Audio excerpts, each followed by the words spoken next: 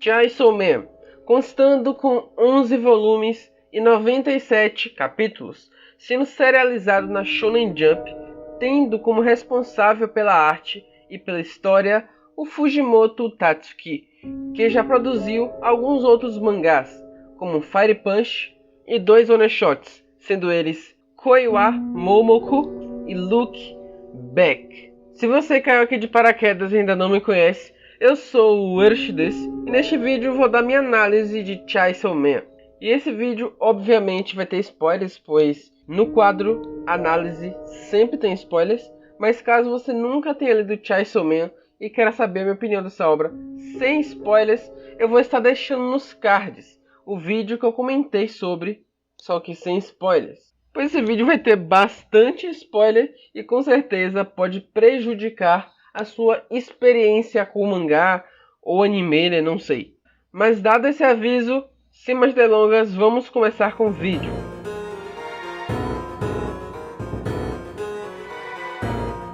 Sendo bem sincero, vai ser uma missão complicada falar do roteiro de Chainsaw Man, mas vamos lá. A obra começa dando uma leve introdução de como Denji conheceu seu companheiro Posta e como enfim se tornou o Chainsaw Man e acabou virando o cachorro da Makima. E nisso ele entra para a divisão especial, onde somos apresentados a Power e ao Aki.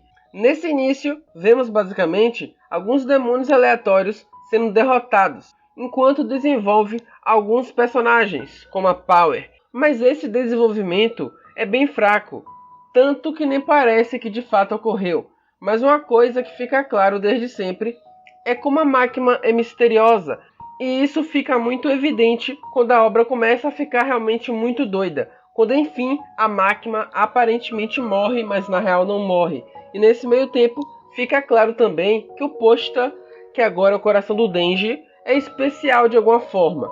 E nesse arco, a Makima se mostra muito apelona. Os acontecimentos continuam bem doidos até que o Denji conhece a Arese, que depois se revela ser a Demônio Bomba, e tenta capturar o Denji. E no fim, ela acaba falhando, já que com a ajuda do Bian, o Denji derrota ela.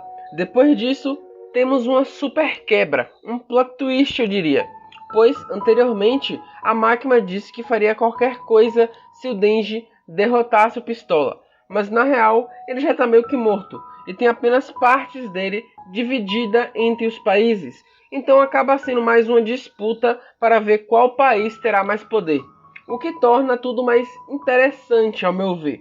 E agora, com o Denji cada vez sendo mais notado, essa notícia acaba indo para outros países. E agora, vários países estão atrás da cabeça do Chainsaw Man. Esse arco em específico é onde fica ultra claro o nonsense da obra. E é até nesse arco que é dito que a ignorância é uma bênção. Vejo isso como uma forma do autor dizer para não esperarmos um roteiro bem feito e sim apenas sentir o mangá. Pois embora tenha muitas coisas interessantes na obra, parece que seu principal objetivo é ser uma sátira. Mas enfim, voltando para a obra, no fim o Denji acaba saindo vivo dessa confusão, embora muitos que estavam protegendo ele tenham morrido neste processo. Mas no fim desse arco somos apresentados ao conceito de inferno nesse universo, onde o Denji, junto de outros personagens, acabam sendo levados para lá. Mas graças a Makima, boa parte dos que foram para lá conseguem voltar, mas alguns realmente morreram. E é nesse arco que é dito que os demônios são meio que imortais. Eles morrem no mundo físico e renascem nesse inferno. Se morrerem lá, então nascem de novo no mundo físico. E acontece isso em um ciclo, mas não lembram nada da sua vida passada. Depois desses acontecimentos, temos um momento meio sério da obra que fica parecendo que vai por outro caminho, um caminho mais reflexivo e filosófico.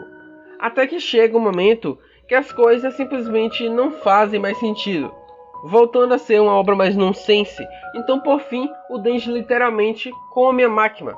E não preciso nem dizer o quão nonsense isso é. No fim, vemos a nova demônio do controle, que era a Makima, e o Denji vai meio que cuidar dela. A obra tenta meio que passar pano para a personagem da Makima, mas dada a obra que falamos, eu nem tento pensar muito sobre isso. E assim acaba a primeira parte. Sim, a primeira parte. Terá próximas partes, provavelmente. Provavelmente não. Certeza. Eu até olhei que, se eu não me engano, vai sair na metade desse ano de 2022, a segunda parte. Como já comentei, essa obra é bem doida e não é para se levar a sério. Não tente entender a obra, apenas viajem junto das loucuras do autor. Tentar ver propósito em tudo aqui é perda de tempo. É tipo você tentar entrar na mente de um psicopata.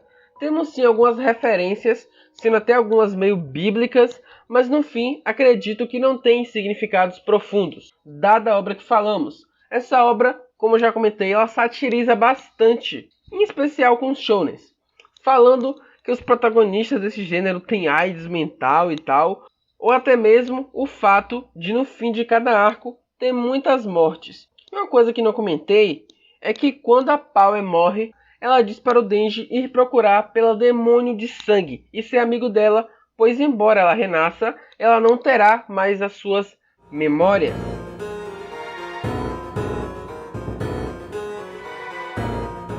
Esse é um ponto, no geral, bem interessante de se comentar. Como eu já deixei bem claro, essa é uma obra bem nonsense, mas que ainda assim consegue ter construções interessantes de personagens.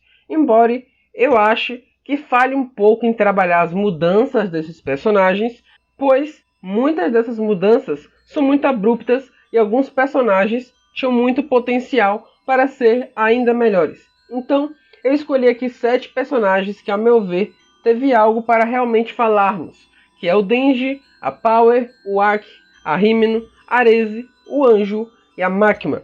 Começando pelo protagonista, o Denji. Ele pega bastante da própria ideia da obra de você simplesmente ignorar as coisas e não se preocupar demais com nada. O pai do Denji tentou matá-lo, então ele fez o mesmo para se proteger. Durante a série, o Denji age de forma em que ele pensa o menos possível. Por isso, ele acaba sendo uma pessoa bem doida no geral, que não se importa com nada. E toda essa vivência do seu passado fez com que ele meio que criasse uma memória que o seu pai se suicidou, exatamente para evitar a verdade. Tem até um simbolismo que utilizam colocando uma porta, onde o Denji diz que não vai abrir a porta. Depois de virar um caçador de demônios, ele se pergunta se tem realmente um coração, pois não sente nada por essas mortes, embora ele tenha sentido a perda do Posta. Uma outra consequência dessa forma de lidar com o mundo é o Denji ser facilmente manipulável, e é até engraçado como a obra utiliza o protagonista para satirizar beijos no geral, com o Denji tendo 2 péssimas experiências, mas esse lado bem mais reflexivo entra à tona quando ele perde inicialmente o Aki e posteriormente a Power. A relação dos 3 parecia de fato com uma família em certo ponto da história, e isso mexe com o Denji a ponto dele querer apenas não pensar, mas ele acaba tendo que enfrentar todos esses seus sentimentos e no fim da história ele acaba tendo que matar a Makima, ainda que apesar de tudo ele gostava dela. Não sei como, né, mas enfim, gado demais. Então no fim vemos ele com Nayuta, a nova demônio do controle, onde acredito que na próxima parte vai explorar bastante dessa relação que eles vão ter, provavelmente de pai e filha, ou de irmão mais velho e irmã mais nova. Eu fico muito curioso como realmente vai ser explorado isso na segunda parte. Uma coisa importante a notar nesse final é que o Denji parece estar na escola. Foi um detalhe que na primeira vez que eu li eu não peguei, mas agora relendo o mangá, eu notei esse detalhe e é muito interessante, pois boa parte da obra dá a entender que o Denji ele tinha certo desejo de ir para a escola, mas ele nunca teve a oportunidade. Então é muito interessante ver que nesse final ele está indo agora para a escola. Indo agora para a Power. Eu diria que é quase uma versão feminina do Denji. Ela inicialmente não parece gostar nem um pouco de humanos, mas gosta de animais. Tanto que ela tem um gato que gosta bastante. Ela, assim como o Denji, é bem doida. Talvez pela falta de conhecimento do mundo em si, ou por não se importar muito com o destino de tudo. E por isso vemos muitas cenas engraçadas dela, principalmente com o Denji. Até tem um certo desenvolvimento dela, com o Denji salvando o gato dela, para em troca, como eu posso dizer, pegar nos melões dela. Mas não é lá um desenvolvimento muito bom. Eu diria que a obra consegue trabalhar melhor essa aproximação deles pela própria comédia, mas a Power nunca parece de fato confiar no Denji. Parece que pode trair ele a qualquer momento. Mas, quando acontecem dois eventos, vemos o lado mais frágil da Power. O primeiro é o seu medo da própria Máquina, e o segundo é o medo do inferno. Depois do acontecimento lá no inferno, a Power fica bem quebrada, o que faz ela ser muito dependente do Denji. Agora deixando mega claro a relação de irmãos que eles possuem, e a perda do Aki com certeza a afetou também. Até que chegamos no momento onde ela é literalmente morta pela Máquina. Essa cena em específico, acredito que seja a única cena do mangá onde de fato fiquei bem triste. Mas o interessante dessa cena é que a Power foi lá com um bolo para o Denji, já que o aniversário dele estava próximo. E quem chamou ela foi a Máquina. Já sabemos que a Power tem medo da Máquina, mas ainda assim ela foi até lá. Tudo por conta do Denji. E mais pra frente vemos ela indo contra a própria Máquina para salvar o Denji. A Power, que era super egoísta, está colocando a vida do Denji acima da dela. E no fim, ela fala para o Denji achar o demônio de sangue e transformar ele na Power novamente. Eu admito que essa cena de despedida deles, da Power, né, para o Denji, foi muito legal. Para completar o trio de irmãos, e vou agora falar do Aki. O Aki é aquele típico personagem de vingança. Ele tinha um irmão que parecia que não tinha muita saúde, e por isso os pais davam mais atenção para o irmão mais novo. E Aki, no caso, era o irmão mais velho. E por isso ele ficava mais sozinho. Mas o seu irmão mais novo parecia gostar dele. Até que, quando o irmão mais novo foi pegar a luva para brincar com Aki, o demônio pistola matou geral da família do Aki. E vimos claramente que o Aki odeia os demônios e quer fazê-los sofrer o máximo possível. E por isso, inicialmente, ele odeia com todas as suas forças tanto o Denji como a Power. Mas ao longo dos capítulos, vemos ele se aproximando do Denji e da Power. E uma coisa que tenho que deixar claro é que, quando o Aki conheceu a Himeno, ele não aceitava fumar. Mas, em certo ponto, ele cede a isso e acaba sendo uma certa demonstração de afeto entre os dois. Mas enfim, quando a Himeno morre, o Aki chora e se culpa novamente por perder mais alguém. Onde, nesse momento, de certa forma, vemos ele mais afogado em sua vingança. Mas ao mesmo tempo, vemos ele sendo mais aceitável aos demônios. No caso, se eles forem aliados, como acontece, por exemplo, com o demônio anjo, mas se forem inimigos, ele vai matar sem dó. Mas, após os acontecimentos no inferno, o Aki pensa que perderá o Denji e a Power. Então, ele toma uma decisão diferente de todas as decisões que tinha tomado até então. Acredito que ele tenha percebido que não importa o quanto se fortaleça. No fim, o que importa de verdade é aproveitar o tempo com quem você ama. Vemos o Aki, que não parece mais querer tanto assim se vingar, e tenta se expressar para o Denji e a Power, mas do jeito dele, claro. Isso fica bem nítido quando ele literalmente desiste de ir na missão para enfrentar o Pistola. No caso, o seu objetivo era deixar o Denji e a Power seguros. Nesse momento, a vingança dele nem importa mais. Vemos ele até mesmo preocupado com o anjo posteriormente. E vemos que, já que não tem jeito e o Denji e a Power serão forçados a lutar, o Aki quer fazer contrato com algum demônio muito poderoso. Seu objetivo é proteger o Denji e a Power. Nesse ponto, ele age como se fosse o irmão mais velho deles dois, ou talvez o pai. Mas como sabemos, as coisas não dão muito certo e o Aki fica naquele estado onde ele luta com o Denji, e é importante salientar que nesse estado ele vê como se estivesse brincando de bola de neve, quando na real está matando geral. É como se estivesse em uma ilusão em sua mente. Isso é interessante porque deixa claro a inveja que ele sentia do irmão mais novo, pois o Aki, que era o irmão mais velho, não tinha a atenção dos pais. E agora, no presente, ele tinha alcançado a felicidade por ter finalmente pessoas que olhavam para ele, se referindo ao Denji e a Power. Infelizmente, no fim, o Denji acaba tendo que matá-lo. É um fim bem trágico para o nosso grande Aki. A Himeno talvez seja a primeira personagem realmente importante a morrer. Vemos que, assim como todos, ela entrou na segurança pública para acabar com Pistola, e durante muito tempo todos seus parceiros morreram, até que ela conheceu o Aki. Não sabemos em que ponto, mas ela se apaixonou por ele, e no geral parece ser bem brincalhona, e como já comentei, foi ela que influenciou o Aki a começar a fumar. Ela diz que em uma situação dessas, onde se enfrenta demônios o tempo todo, é preciso ter um vício para conseguir lidar com o estresse.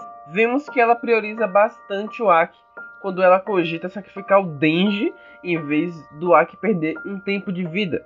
Mas no fundo, vendo a forma doida do Denji lutar, eu diria que ela coloca certa esperança que ele pode vencer o Pistola por não ser alguém normal e ter uns parafusos soltos. Mais pra frente, vemos que ela se torna amiga do Denji, mas fica a dúvida se é algo sincero ou se ela só está usando o Denji como uma forma de manter o Aki mais tempo vivo. Mas eu acredito em algo mais sincero mesmo. Mas assim como Aki, ela tem seu fim.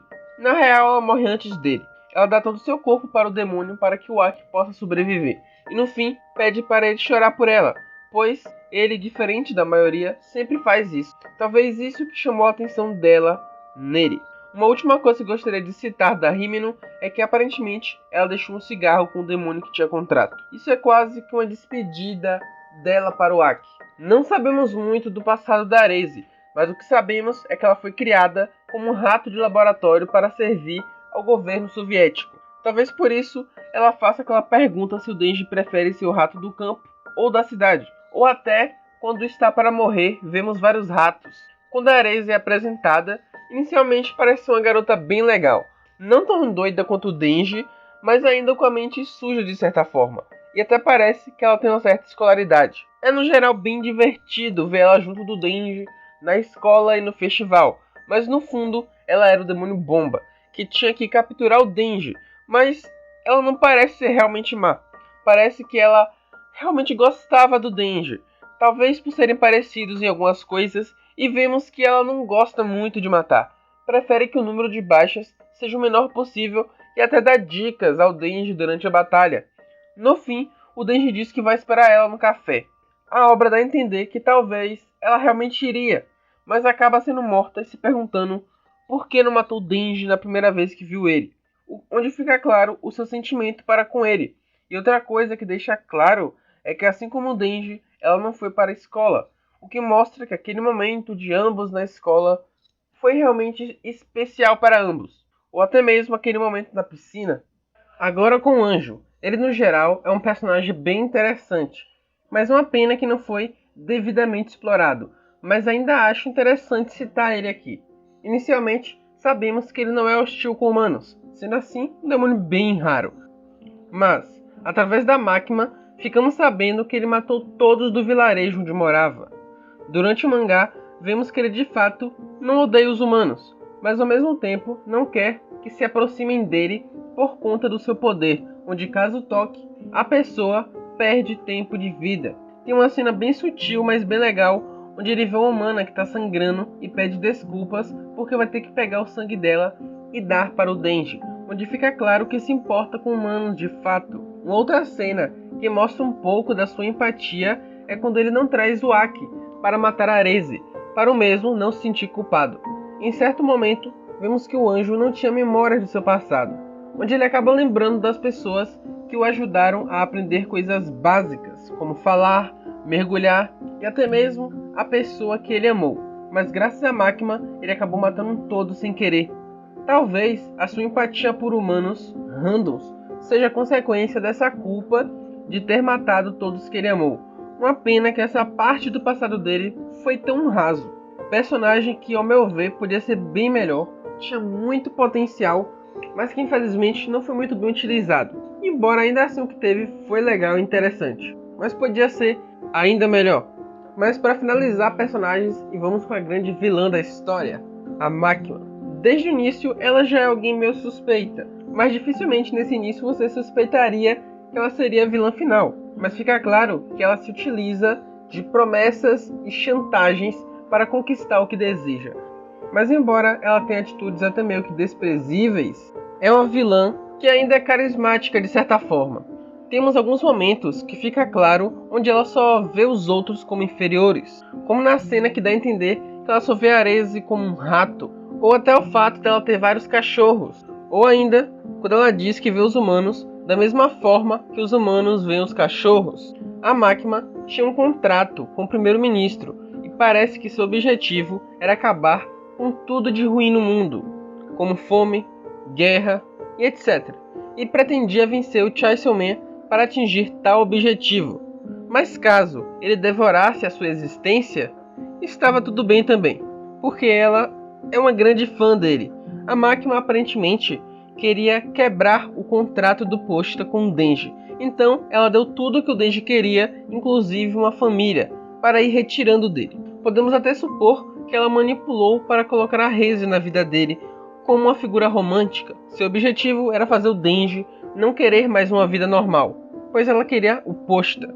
Fica meio explícito que a Máquina queria uma relação de igualdade com os outros. Basicamente, uma família, mas como ela foi criada pelo governo, ela talvez tenha se desviado desse caminho. Então ela só sabia se relacionar através do poder e medo. Por isso, basicamente, teve esse tipo de relação com todos os personagens até então. No fim, ela acaba sendo derrotada pelo Denji, onde é devorada, e essa derrota só foi possível, pois, como o Denji diz, ela nunca olhou para ninguém, só sentia o cheiro de quem tinha alguma importância. Ela literalmente só via todos como objetos para atingir o seu objetivo. Mas agora, como outra demônio do controle, agora nomeada de Nayuta, vemos ela morando junto do Denji, onde parece que finalmente poderá ter sua tão sonhada família.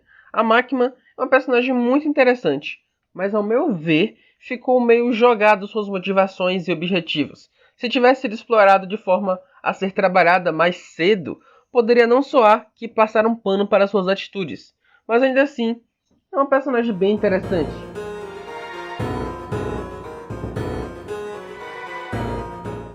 No início da obra, fica meio subentendido que a população geral tem uma ideia sobre os demônios e até sobre os possessos, embora eu acredito que informações mais detalhadas não chegam à população, pois até mesmo lá dentro da segurança pública tem informações que só certas divisões têm conhecimento. Acho muito interessante também toda a questão dos demônios ficarem fortes através do medo. E quanto menos são temidos, mais fracos se tornam. O Chainsaw Man é uma grande incógnita. Ele parece que era muito forte, pois era muito temido. Basicamente, alguns tentavam ir contra ele, enquanto outros fugiam e outros eram fãs dele.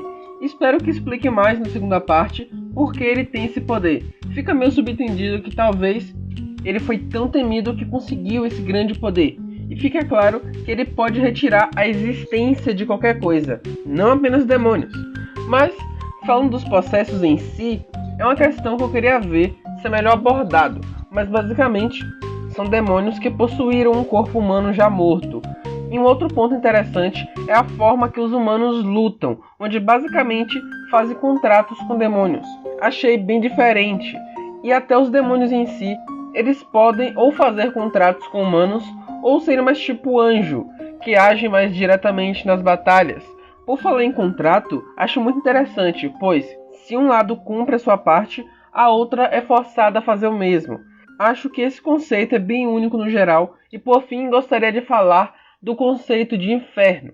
Já comentei, mas é muito interessante, mas ainda, infelizmente, é pouco explorado, e os demônios no geral têm medo de um demônio que reside por lá. O inferno é um lugar bem sombrio e até o momento bem misterioso.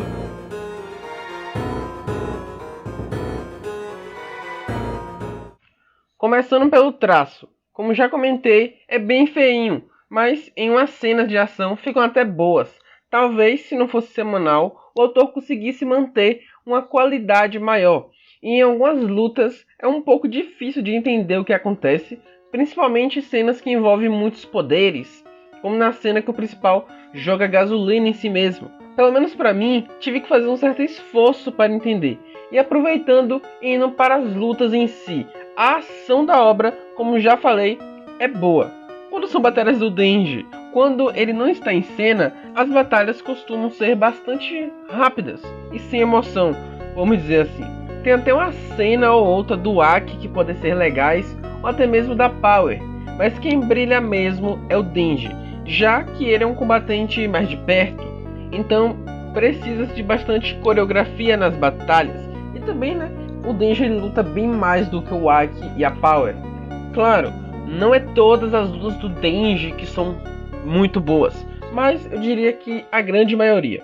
E ao meu ver, não temos poderes muito bem explorados. A visão que eu tenho é que a obra ela não quer construir tanto o seu universo. Ela te explica o básico para você entender o que está acontecendo. Resumindo, é para você não ficar totalmente perdido. E só deixando claro, isso não é um problema, depende muito do que a obra quer fazer. Eu não vejo isso como um defeito, porque não me parece que é o objetivo do autor explorar o universo de forma bem detalhada. Seria um problema se ele quisesse fazer isso e fizesse de forma porca ou de forma ruim, mal feita. Mas como ao meu ver não parece o objetivo do autor, então eu não vejo isso como um defeito de Chainsaw Man.